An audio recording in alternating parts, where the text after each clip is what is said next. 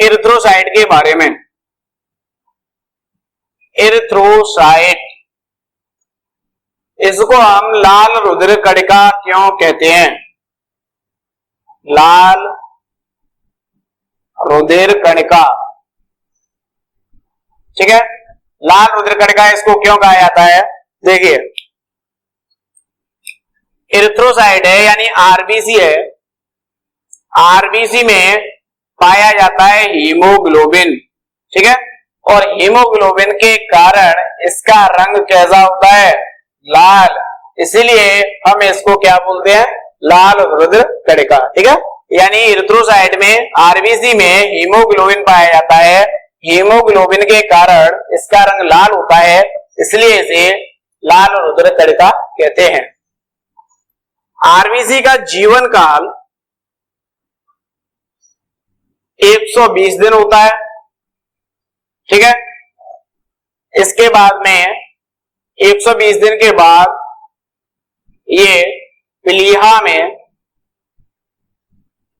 मृत हो जाती है, ठीक है, इसलिए प्लीहा को क्या कहते हैं? आरबीसी का कब्रिस्तान। प्लीहा को आरबीसी का कब्रिस्तान कहा जाता है, क्योंकि 120 दिन के बाद में आरबीसी मृत हो जाती है, नष्ट हो जाती है, और वो जाकर के आरबीसी प्लीहा में एकत्रित होने लगती हैं, इसलिए प्लीहा को आरबीसी का कब्रिस्तान कहते हैं, ठीक है। स्वस्थ मनुष्य में इनकी जो संख्या है वो फीमेल में और मेल में अलग अलग होती है, ये आपको ध्यान रखना है। स्वस्थ मनुष्य में इनकी संख्या नर में या मेल में होती है 52 लाख प्रति घन मिमी, ठीक है, और मादा में होती है, फीमेल में 47 लाख प्रति घन मिमी, ठीक है। तो इनकी संख्या अलग अलग है। 52 लाख प्रति घन मिमी यानी कहने का मतलब है पुरुष में ज्यादा आरबीसी पाई जाएंगी महिला की अपेक्षा, ठीक है, महिला में 47 लाख प्रति घन मिमी, ठीक है, ये आपको समझ में आया होगा। इसकी जो आकृति होती है, आकृति होती है बाइकोनकेव उभयावतल, ठीक है, याद रखना है बाइकोनकेव। कई बार नीट में भी क्वेश्चन पूछे जाते हैं आरबीसी की आकृति, और वहां पर उभयावतल, उभयोतल ऑप्शन भी ऐसे दिए जाते हैं सेम, तो आपको याद रखना है उभयावतल, ठीक है, उभयावतल आरबीसी की आकृति होती है। मनुष्य की स्तनधारी की आरबीसी में नहीं पाया जाता है केंद्रक, ठीक है, स्तनधारी की आरबीसी में केंद्रक नहीं पाया जाता है, लेकिन यहां पर कुछ अपवाद भी मिल जाते हैं, जैसे मैं आपको बताने जा रहा हूं। जो अपवाद है, ऊंट की प्रजाति का एक जानवर है लामा, ठीक है, लामा ये स्तनधारी जानवर है, लेकिन इसकी आरबीसी में केंद्रक पाया जाता है, केंद्रक पाया जाता है, ठीक है, ये याद रखना है आपको, ये अपवाद है। ऊंट है, ऊंट की प्रजाति का एक जानवर होता है लामा, उसकी आरबीसी में केंद्रक होता है, लेकिन ये होता स्तनधारी है, ठीक है, तो आपको समझ में आ गया होगा। यहां पर देखिए, जो आरबीसी है इसका निर्माण कहां पर होता है, ये मैंने आपको बताया था पहले भी, लेकिन आपको फिर से बता देते हैं। इसका निर्माण होता है लाल अस्थि मज्जा में, ठीक है, यानी लाल अस्थि मज्जा में इसका निर्माण होता है। आरबीसी का निर्माण लाल अस्थि मज्जा में होता है। इसका हीमोग्लोबिन के कारण रंग लाल होता है, इसलिए इसे लाल रुधिर कणिका कहते हैं। इसका जीवन काल 120 दिन होता है, इसके बाद ये प्लीहा में मृत हो जाती है, इसलिए प्लीहा को आरबीसी का कब्रिस्तान कहते हैं, ठीक है। स्वस्थ मनुष्य में इनकी संख्या, मनुष्य नर में 52 लाख प्रति घन मिमी तथा मादा में 47 लाख प्रति घन मिमी होती है। इसकी आकृति उभयावतल होती है। स्तनधारी की आरबीसी में केंद्रक नहीं पाया जाता है, ठीक है, लेकिन ऊंट की प्रजाति का एक जानवर लामा होता है जिसकी आरबीसी में केंद्रक पाया जाता है। ठीक है, यहां तक समझ में आ गया होगा। अब मैं बात करूंगा इसमें हीमोग्लोबिन के बारे में। जो आरबीसी में हीमोग्लोबिन पाया जाता है वो क्या है, ठीक है, इसका क्या होता है, किस तरीके से ये कार्य करता है, इसके बारे में बात करने के लिए जा रहे हैं हम। हीमोग्लोबिन, इसमें दो रूप होते हैं, हीम और ग्लोबिन।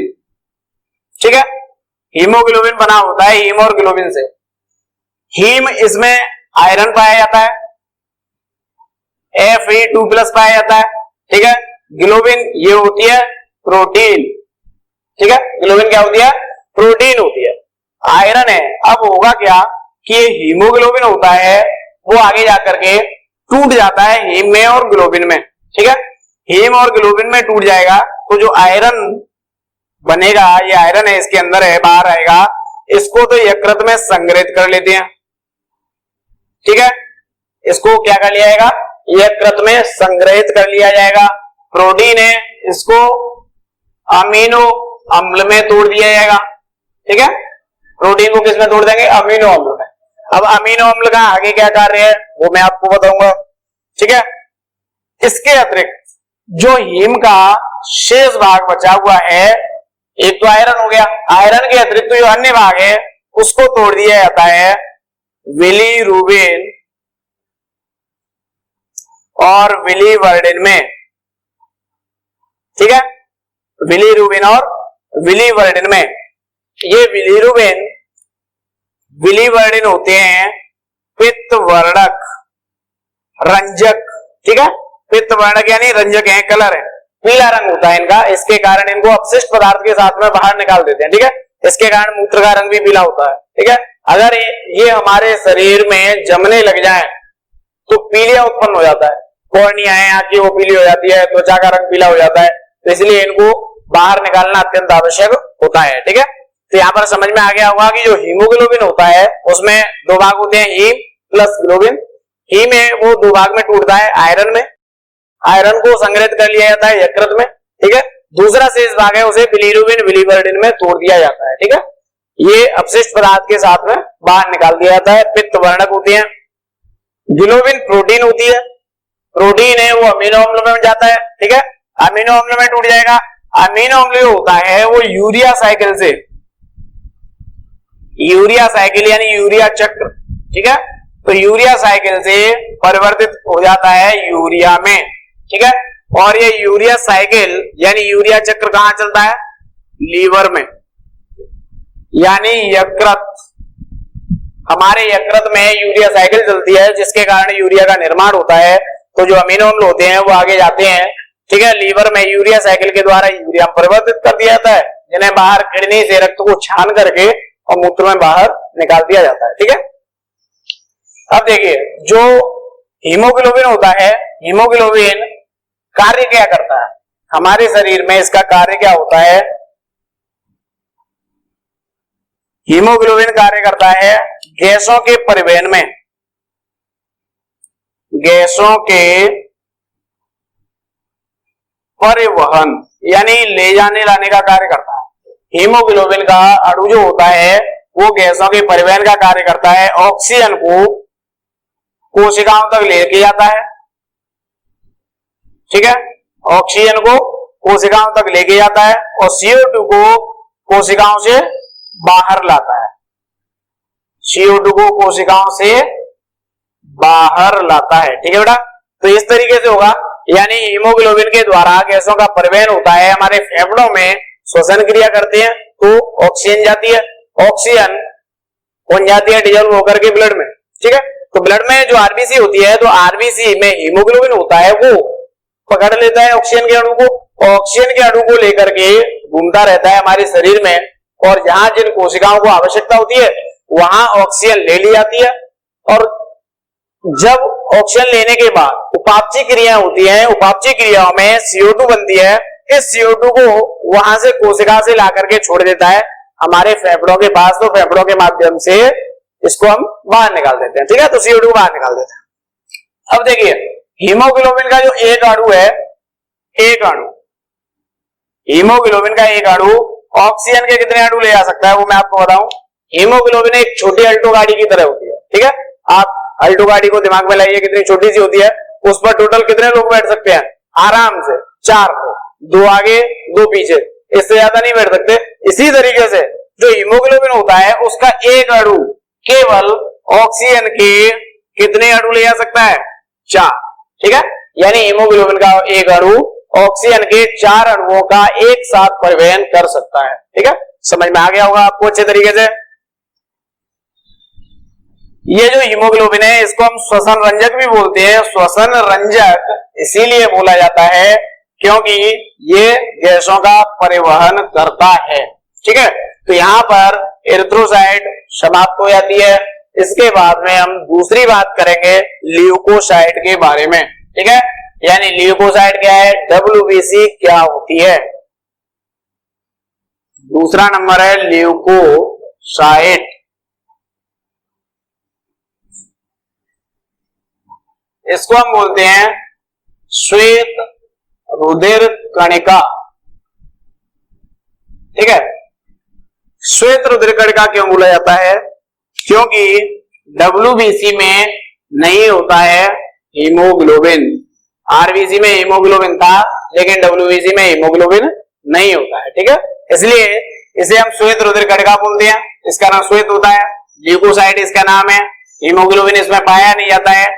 इनकी संख्या की बात करें, संख्या इनकी 7000 प्रति घन मिमी होती है। स्वस्थ मनुष्य की बात कर रहे हैं हम, ठीक है।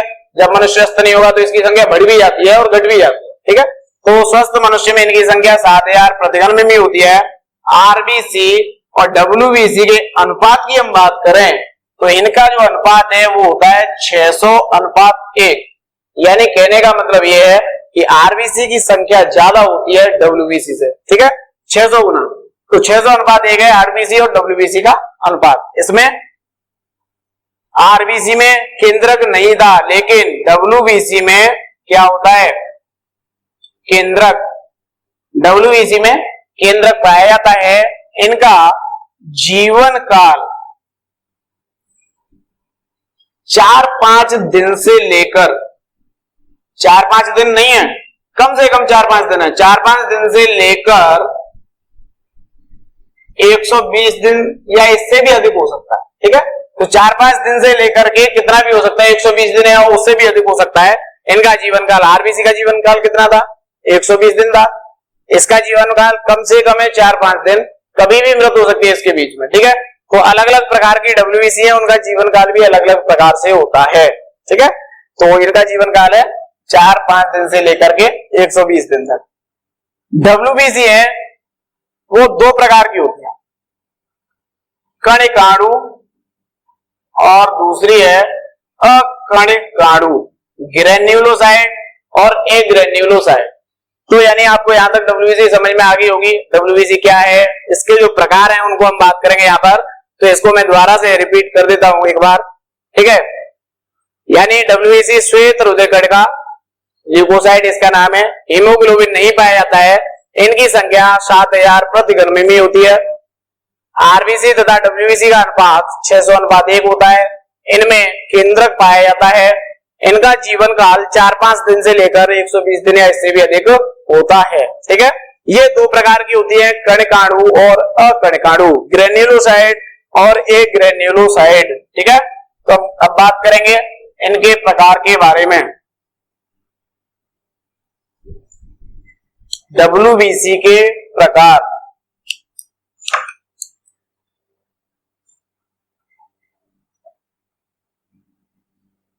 WBC के प्रकार देखिए, WBC कितने प्रकार की है, 2 प्रकार की, ठीक है। अभी मैंने आपको बताया था कणिकाणु, ग्रेन्युलोसाइट, दूसरी अकणिकाणु, ठीक है, एक ग्रेन्युलोसाइट। कणिकाणु है ये 3 प्रकार की होती हैं, अकणिकाणु है ये 2 प्रकार की होती है, ठीक है। कणिकाणु में न्यूट्रोफिल पहला नंबर, इयोसिनोफिल,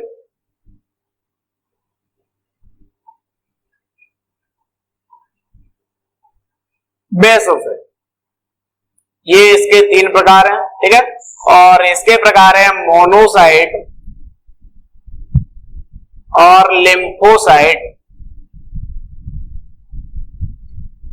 देखिए, पहले मैं आपको बताऊं कि कणिकाणु क्या है और अकणिकाणु क्या है। नाम थोड़ा इंग्लिश में देखिए, ग्रेन्यूलोसाइट। ग्रेन्यूलोसाइट यानी ग्रेन्यूल्स, ग्रेन्यूल्स माने होता है कण, ठीक है। यानी कहने का मतलब ऐसी डब्ल्यूबीसी हैं जिनके कोशिका द्रव्य में क्या पाया जाए, दानेदार संरचना पाई जाए, ठीक है। यानी दानेदार संरचना पाई जाती है, उन्हें हम बोलते हैं कणिकाणु, ठीक है। ए ग्रेन्युलोसाइट, ए फॉर एब्सेंट, यानी कहने का मतलब ऐसी डब्ल्यूबीसी जिनके कोशिका द्रव्य में क्या नहीं पाई जाए, दानेदार संरचना नहीं पाई जाती है, उसे हम बोलते हैं ए ग्रेन्युलोसाइट यानी अकणिकाणु। एक बार फिर से रिपीट करें, ऐसी डब्ल्यूबीसी जिनके कोशिका द्रव्य में दानेदार संरचना पाई जाती है उन्हें हम कणिकाणु कहते हैं, और जिनके कोशिका द्रव्य में दानेदार संरचना नहीं पाई जाती है उन्हें अकणिकाणु कहते हैं, ठीक है। ये जो कणिकाणु है ये 3 प्रकार की होती है, न्यूट्रोफिल, इयोसिनोफिल और बेसोफिल। और अकणिकाणु है ये 2 प्रकार की होती है, मोनोसाइट और लिम्फोसाइट, ठीक है। तो इनके बारे में हम बारी बारी से अध्ययन करेंगे। न्यूट्रोफिल क्या है, इसका कार्य क्या है, इयोसिनोफिल क्या है, बेसोफिल क्या है, उसके बाद मोनोसाइट और लिम्फोसाइट क्या है।